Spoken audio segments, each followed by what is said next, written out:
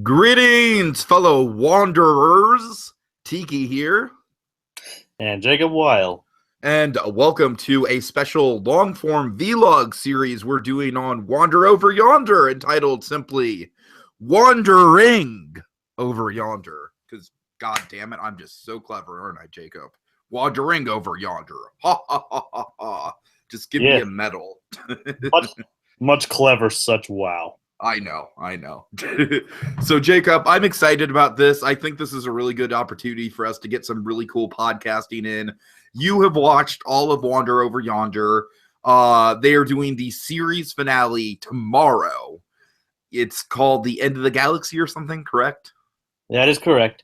Okay. And it's unfortunate, though, considering that Craig McKraken actually had plans for a third season, but it was actually, they decided to not continue with, Disney decided not to continue the series. I think Craig McKraken's doing better for himself than Jendy Tartakovsky is, though, because Jendy Tartakovsky is just... I'm sorry, he's just, all he's doing, he's stuck in Hotel Transylvania land, and I feel bad for him. He was doing the reboot of Samurai Jack. That's true. Not technically a reboot, but next season, and it's supposed to be rated mature. Yeah, we'll see how that goes. Yeah. So I think he's moved away from Sony Animation. Well, no, I just heard that he signed on for Transylvania 3. No, I didn't hear that. I heard he was. Yeah, they just announced that today. Actually, Sony Pictures Animation just announced like their big lineup. Well, yeah, because I heard from somebody that he left. No, there was a big fallout, but that's what kind of makes me sad about him, is that there's nowhere for him to go besides crawling back to Sony Studios.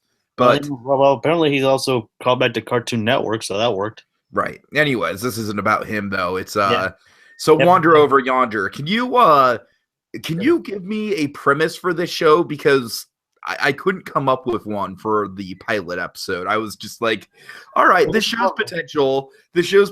Like, basically my first thoughts watching this pilot, The Picnic, is just like, all right, there's a lot of goofy kind of like nonsensical humor going on here.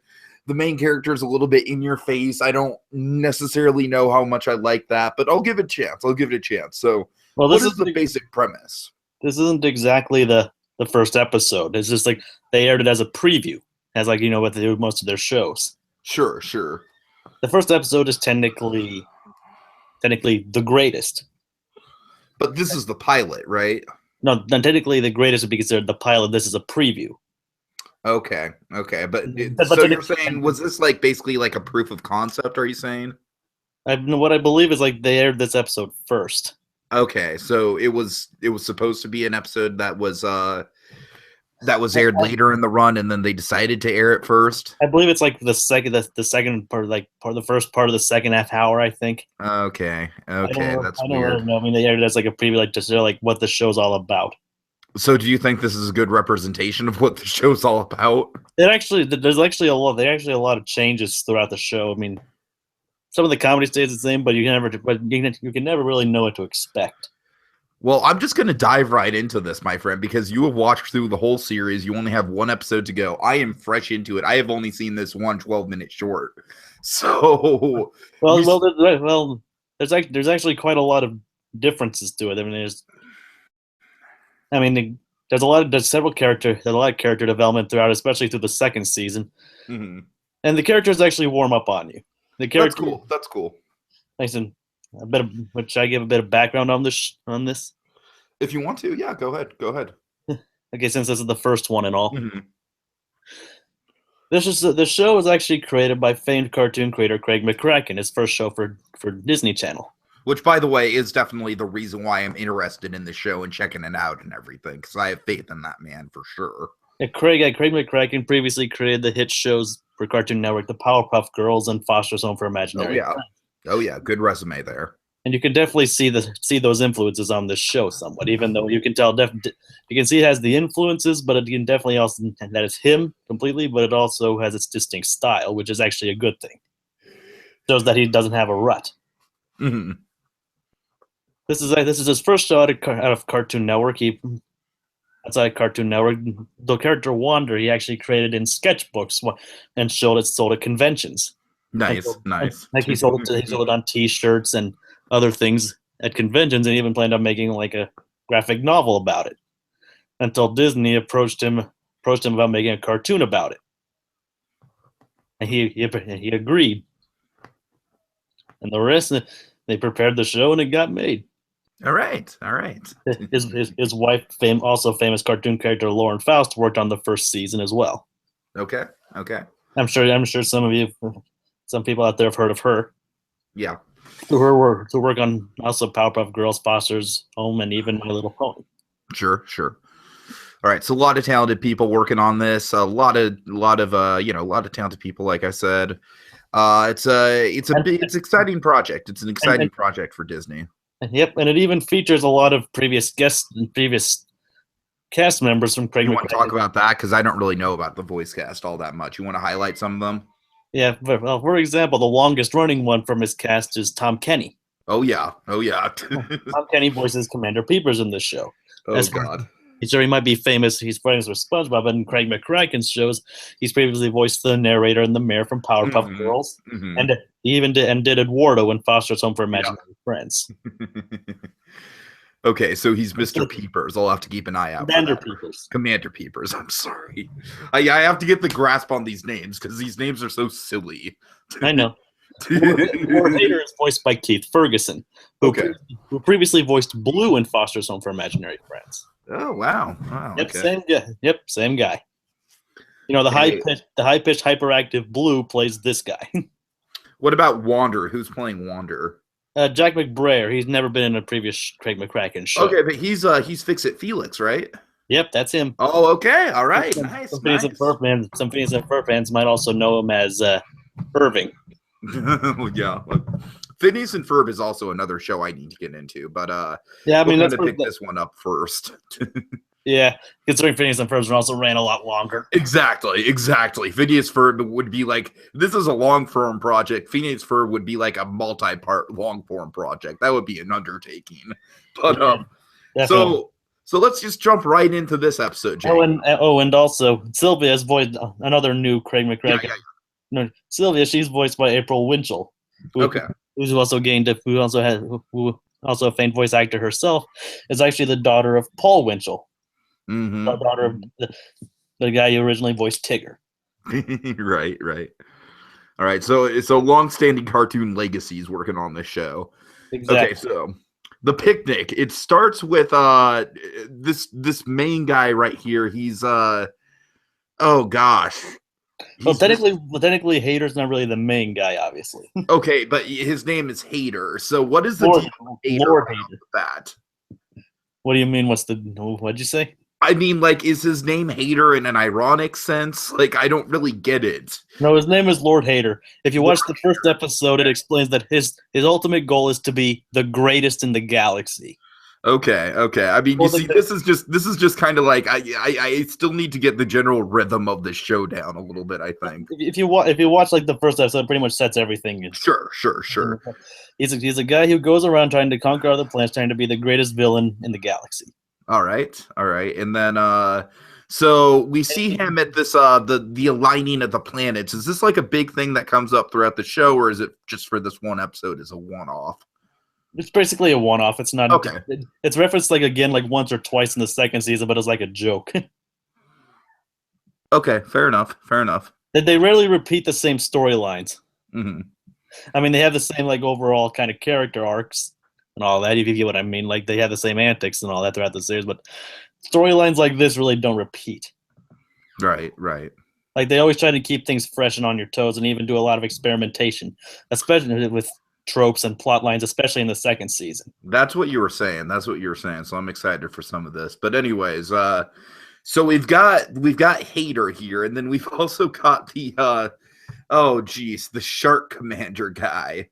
Emperor Awesome. Oh god. Yep, you'll be seeing him a couple times. Is this guy TJ Miller?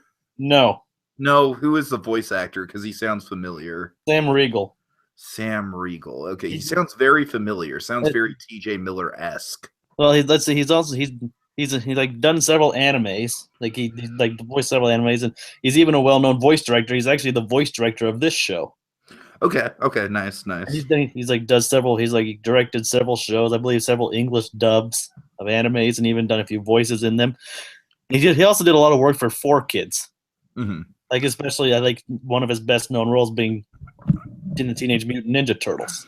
Nice. All right, so I love Emperor Awesome's design. He's just like this shark with like human muscles, and he's riding just this giant armor-clad, fire-breathing T-Rex. You won't be seeing that. I believe you won't be seeing that anymore, though.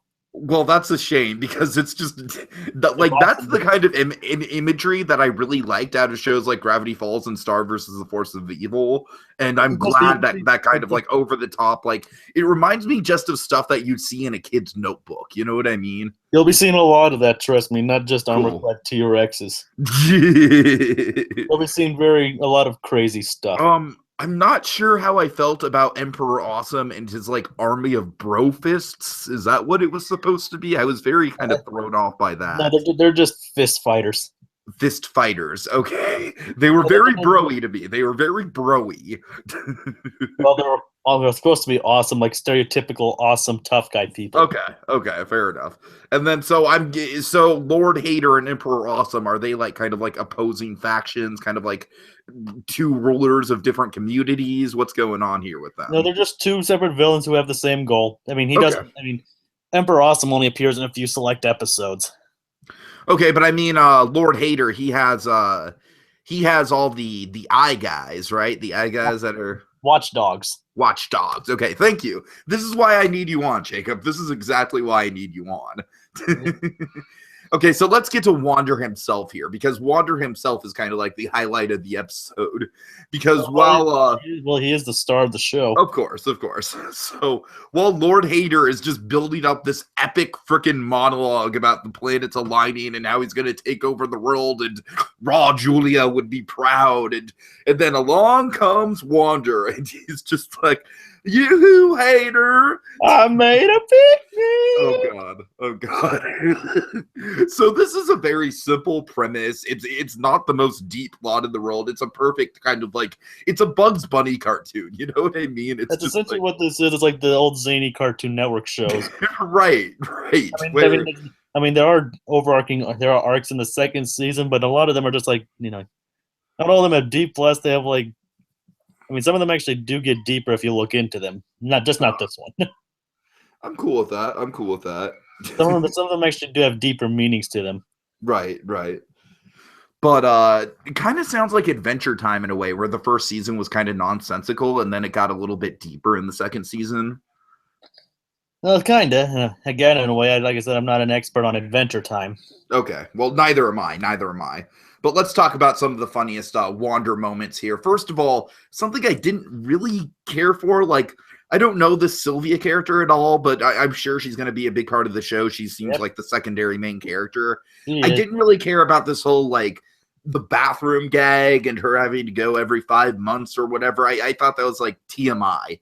It was almost kind of like TMI. I'm like, come on, Wander, come on. I mean, I know that's supposed to be the joke that he's like, oh, I guess I shouldn't have said that. But I'm just like, really? I don't know. I just, for me, Jacob, I don't really appreciate toilet humor like that. I don't know. Like, overall, I enjoy it. You're not going to really like an episode of the second season. Well, okay, we'll get to it when we get to it. It's literally an episode based on, like, high-class toilet humor.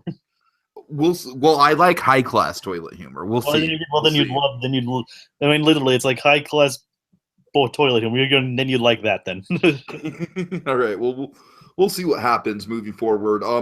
It did crack me up, the whole bit where Wander's kind of sliding down the side of the mountain, and you know what that reminded me of? That reminded me of like a Seth MacFarlane bit where Peter skins his knee and he's just like, ah! You know, one that carries on almost too long?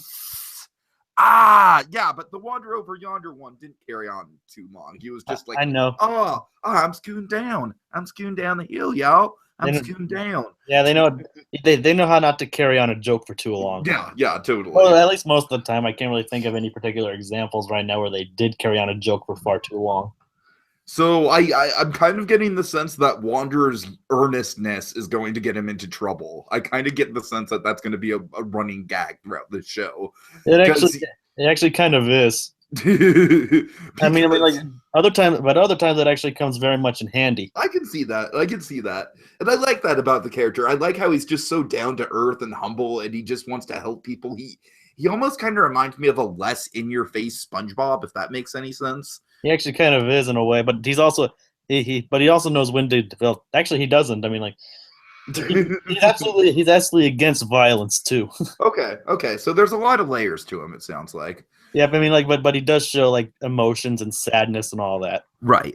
But just a good example of him having a downfall in regards to just his generosity is he just can't eat his lunch without offering people sandwiches. He just can't do it. Just later episodes actually poke fun at that. He's almost helpful to a fault where it almost actually gets him in trouble. Right. And I can kind of see the seeds of that developing here very early on, where he's just like, oh God. And I think probably the most quotable moment of the episode, Jacob. Can you guess what it is? Mustard or mayo? Yes.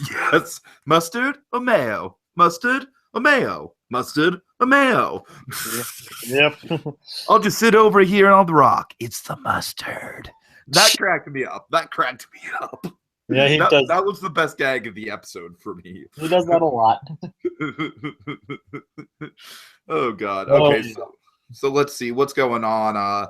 The episode then kind of devolves into just a big action showdown between Emperor Awesome and Lord Hater, if I'm remembering correctly. No, that's not really the big focus. Okay, well, help me out here because I've only seen the episode once. You have to admit him grabbing the T-Rex and throwing it into space was pretty cool. Yes. Anything involving that T-Rex, oh God. Like he just grabs it, like it's like no, and throws it. Like well, you could have done that before, but you did. It just, yeah. Oh, one thing I do want to bring up though, I'm not a big fan of the theme song. Yeah, well. Like the kazoos are a little over the top. I don't know. It might grow on me. It does. Okay, fair enough. I mean, plus you can always skip over. Plus it gets shortened in the second season. Right. It's not a huge deal. It's just like it's not a Gravity Falls or a Steven Universe theme song where I just instantly love it as soon as I hear it. Well, I didn't instantly love Gravity Falls either. So. Oh, Gravity Falls instantly got me hooked. But subjectivity, Steven. Okay. Am I wrong to say that Hater is going to be almost kind of like the Squidward of this show? What do you mean Squidward? I mean where Wander is just going to want to have like a best buddies relationship with him, and Hater is just going to be completely resentful of that. Well, kind of, yeah, but he's like, but Wander doesn't want to be friends with him. He like wants to make him like see good, and okay. It's not just be friends, but though he does want that. He wants him to like see good and be good. So when he's hanging out with Hater here, he's basically like he knows that Hater's putting on this end of the world kind of like, oh, the planets are aligning and the power will be mine. It's actually hinted that Wander knows more than what he appears. Okay, I like that. So there's very subtle kind of like little bits and pieces of character development kind of forming already. All right, that's cool. I mean, like if you noticed, he kind of got in the almost like on purpose, like he's like. I didn't have asked, and like he kind of winks at the camera, kind of. Like he kind of knows what's going on, like he knows. Like there's that whole gag with the where he's taking the picture, and it's like just completely off to the side of the giant robot battle. It's like, do you think he's maybe purposely being a little bit oblivious to it? I think that's actually kind of hinted upon. I don't really know. It's not really stated out loud. They said they do a lot of I wouldn't necessarily say subtext, but they do a lot of, subtle things in this show. That's cool. I like that.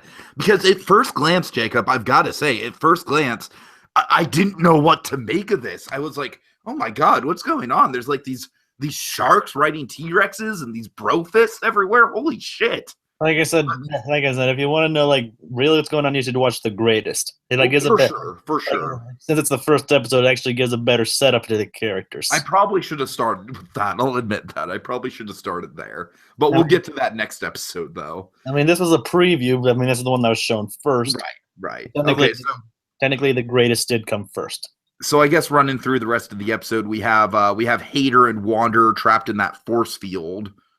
Yeah, with the wish, they're like, I wish we just saw it for 5 seconds. Oh God. Oh God.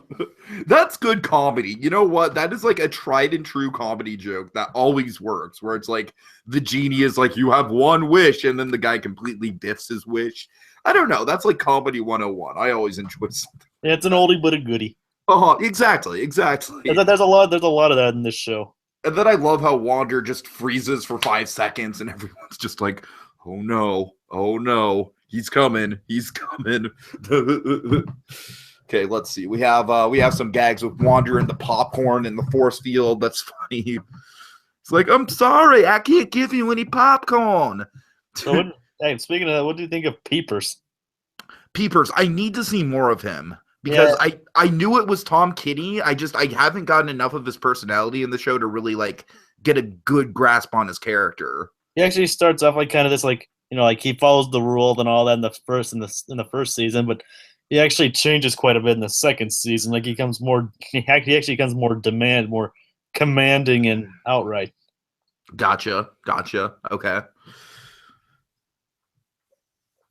Yeah, it seems to me like Hater is kind of like the leader right now. He's kind of like the one leading the charge, but Peepers is probably the one who's more diabolical and more competent in being evil. Am I right on the money with that? Well, kind of. They both have their moments. He's just more in charge of the watchdogs and kind of fears Hater. Okay.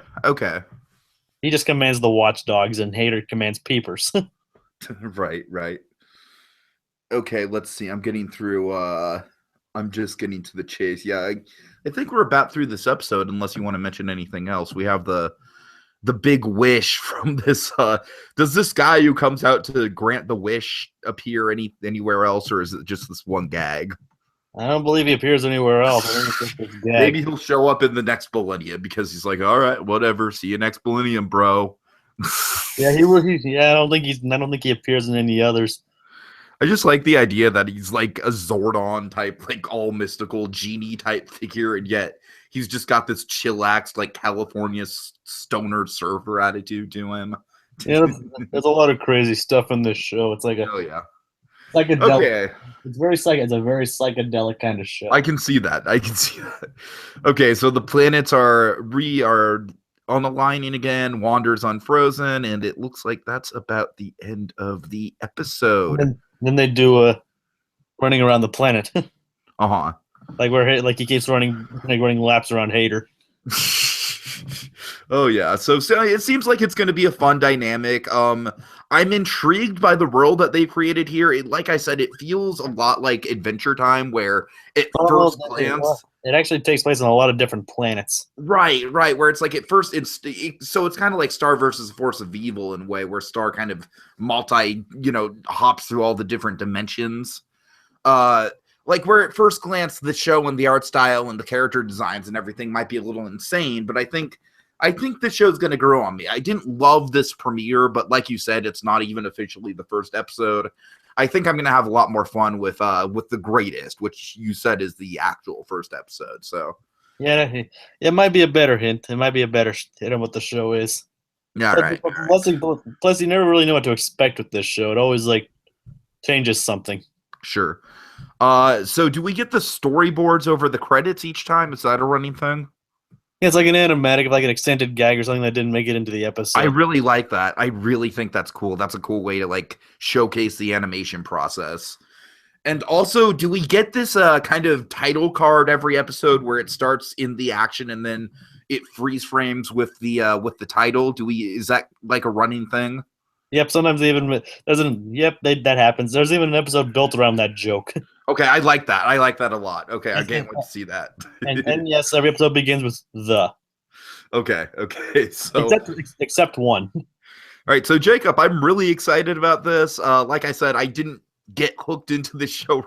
Like, there's still a lot of craziness to the show that I think I still need to kind of dissolve and just let wash over me. But I'm into it, man. I'm into it. I'm perfectly ready to see where it goes, and we'll get back to it. We're going to do these as frequently as we can. We're going to burst these out, because these are really fun to do. But and we're also going to be doing Star versus the Forces of Evil vlogs when that show comes out, but wait for that. Oh, yeah, I'm really excited for that. All right. In the meantime, Jacob, have you seen the new promo yet? No, I've actually been kind of been on radio silence in regards to clips. Okay, so all right, but it looks pretty interesting. Oh, I'm sure it does. It looks a lot more insane than the first season. Oh God, and that's saying something. Exactly. Right. So thank you for joining me, Jacob, on this insane show, and I think we'll have a lot of fun with this vlog series, and hopefully the audience will as well. But too. In the meantime, folks, don't be hating. Come on, don't be hating. Don't be hating. Later, haters. Mustard or mayonnaise? Mustard or mayonnaise? Mustard or mayonnaise? I'm just gonna leave it here. It's mustard.